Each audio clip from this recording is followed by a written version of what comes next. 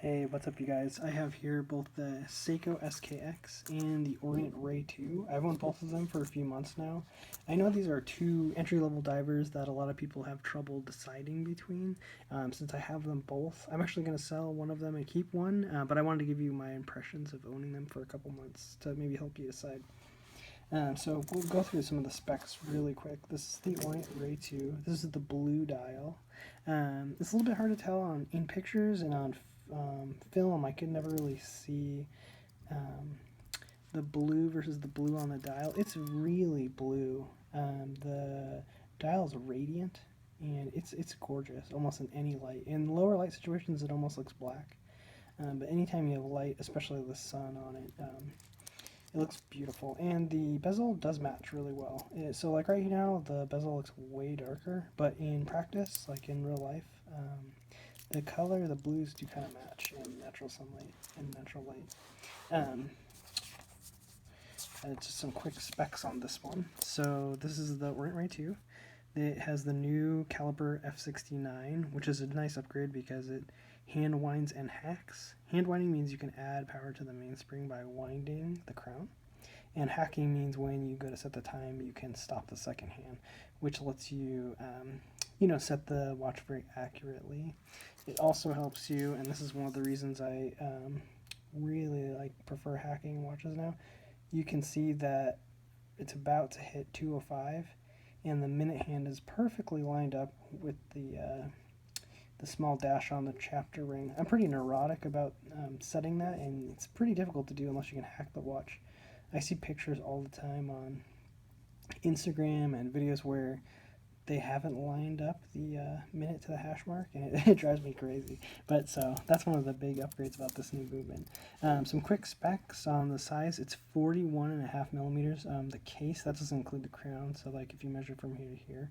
The lug width is 22 millimeter, and lug to lug it's 47, and then 13 thick. So that's the Ray II. And let's do the SKX really quick. So here's the SKX. This is a pretty famous watch.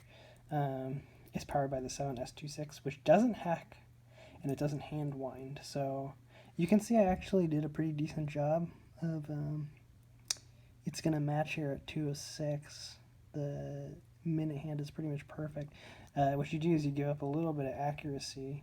You can actually back play when you set the time and stop the second hand, but I guess you're overcoming the friction on the gear train. I just don't know if that's good for the watch. If anyone knows if that's bad for the watch or doesn't matter, I'd love to know, get a real answer on that, because you can do that and then you can basically hack the watch by putting back play.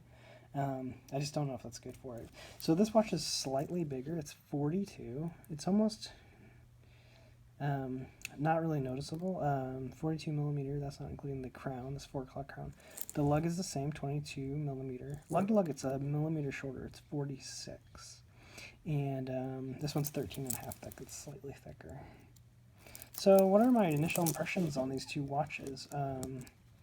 So what I would say is the SKX is really a tool watch. It feels so much like a tool watch. It's got these there's no frills like the dial, these white markers. It's just all about being able to see the time. The lume's really powerful. You don't really have any of the frills that I found with the Orient. So especially with this blue dial. But what you'll find on the Orient is it's just blingier. This 5 link, I don't think it's not a real 5 link. It's just 3 links, but you have these shinier center links, and then you have the brushing on these 3 side links. But you have the hour markers are rimmed. It's a little bit hard to see in this light, but they're kind of rimmed in shiny, polished. I don't know what they used, but so you can see it on the second and the minute hand. You can see it there catching the light, but there's nothing on the minute markers. The hour markers. And that gives a way more tool aesthetic, especially when the light is hitting it. Whereas on the Ray, you have everything's outlined, including the date and the hour markers. And it just makes the watch blingier, if that makes sense. And I really like kind of a blingy watch.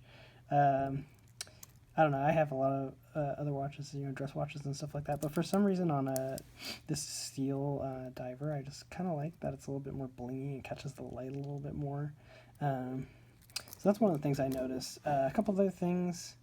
The bracelets are both fine. I heard people... This is a love it or hate it bracelet. It's really jangly. It's so comfortable, though. And then the other thing you have here is you have a lot of micro adjustments. So this watch can really fit. It's so much easier to do things. One of the things you find out as you get into watches is like the micro adjustments on these, or any ability to adjust the watch without taking out links, is like a lifesaver. So that's really nice. My only complaint is it's just this press lock. So you press it down and then you put it down with the Seiko, which is fine. There's nothing wrong with that. It's a little bit weird to pull that like that. Whereas on the Orient, you do have it locks in with these two deployants. It has the same system. So basically, instead of just yanking down, you push the deployants and it nicely opens, which I like a little bit better. So what ultimately made me decide between these two is, I don't know, I just found I really like the Orient a lot more. The hacking and the hand winding and kind of the framed date and the framed hour markers. I ended up just wearing it a lot more. I do have some major complaints about both these watches. Not hacking and not hand winding on the Seiko is pretty rough. I wish they would re-release one of these with like the 4R35 or the upgraded movement. It's in a lot of other watches now that hacks and hand winds. But what I will say is this watch wears really well. It's extremely comfortable, more comfortable than the Orient. And the bezel is very easy to turn. It's really satisfying. I was lucky enough this one actually lines up pretty well. Sometimes the chapter rings are off. That one lines up good. And then the crown is really easy to unscrew. It's nice and big. It still has crown guards, but the way it's integrated is really cool. And the integration is done really well. Some people are really into signed crowns. I didn't really mind. The Orient did sign their crown. It's kind of difficult to see there. But this crown is way too small. It's really hard to grip. It loosens over time. When you first get it, you just unwind it and then wind it back. But I find I can't wind it back to full closure without like using my shirt or and it's a little bit hard to grip. There you go. You get a hang of it. But yeah, I find I have to use my shirt or like some cloth to get that final turn. And then the bezel on this is also pretty difficult to turn. And it's got a different, so the tactile feel on every bezel is different. They're really hard to describe. This one is, I don't know how to describe it, but it's much harder to turn than the Seiko SKX, and that is the downside. So a bigger crown would have been nice, and a slightly easier to turn bezel. But it is slightly smaller, the dial overall, and I just think it fits my wrist better. So I'm actually going to be getting rid of the SKX and keeping the Orient. But I just want to throw some of my observations and impressions of the differences after owning them for a few months. Thanks.